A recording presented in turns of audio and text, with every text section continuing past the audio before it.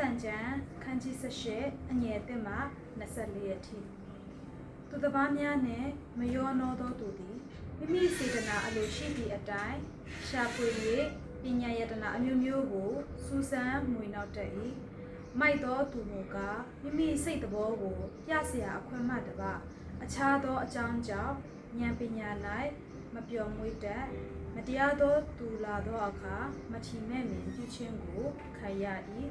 ဂုံတရေပြတ်သောအခါကဲ့ရဲ့ခြင်းကိုလည်းခံရ၏နှုတ်ထွက်သောစကားသည်နည်းနည်းသောရေကဲ့သို့၎င်းပညာစမ်းရည်တွင်သည်ရေစီးသောမြစ်ကဲ့သို့၎င်းဖြစ်၏တရားတွေ့ရာအမှု၌ဖြောင့်မတ်သောသူကိုရှုံးစေခြင်းကမတရားသောသူ၏မျက်နာကိုမထောက်ကောင်း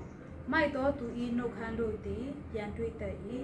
သူ၏နှုတ်ခမ်းသည်လည်းအပြစ်ဒဏ်ကိုတောင်းတတ်၏မိုက်သောသူ၏နှုတ်သည်ပျက်စီးရာအကြောင်းကြောင့်နှုတ်ခမ်းတို့သည်လည်းမိမိအသက်ကိုကြောမိရာအကြောင်းဖြစ်၏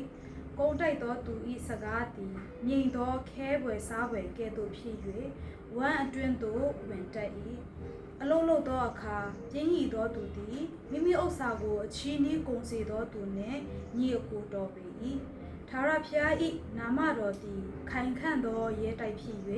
ဖြောင့်မတ်သောသူတို့သည်ပြေးဝင်သဖြင့်လုံခြုံစွာနေရကြ၏ငွေရတတ်သောသူကငါစည်းစိမ်သည်ခိုင်ခန့်သောမြို့ဖြစ်၏မြင့်သောမြို့ရိုးနှင့်လူသည်ဟုထင်တတ်၏ပျက်စီးခြင်းအရင်၌လူသည်စိတ်နှိမ့်ညစ်ခြင်းဤနေရာ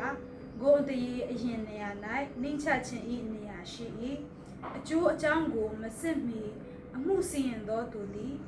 မိုက်သောအပြစ်အဆက်ကွဲရသောအပြစ်ရှိ၏လူဤစိတ်ဝိညာဉ်သည်မိမိနာခြင်းဝေဒနာကိုခံနိုင်၏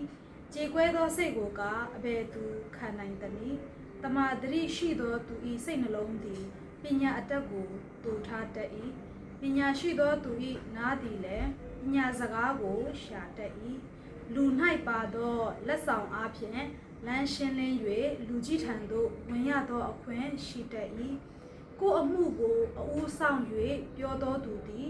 ဖြောင့်မတ်ရာသို့ရောက်တော်လဲအိမ်နီးချင်းလာ၍စစ်တော်တတ်၏စည်ရည်တံပြုခြင်းအပြင်အငင်းအခုံငင်း၍အာကြီးသောသူတို့အမှုကိုဆုံးဖြတ်တတ်၏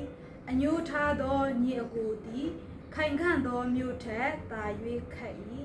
ညီအကိုရတွေ့ခြင်းအမှုသည်ရဲတိုက်ကကချင်းကဲ့သို့ဖြစ်၏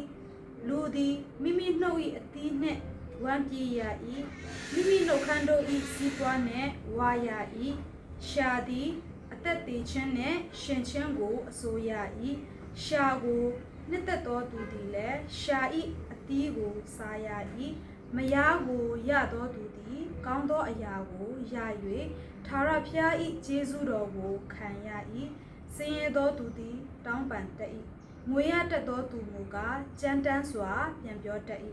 အပေါင်းအဖော်များသောသူသည်အကျိုးနည်းရှိတတ်၏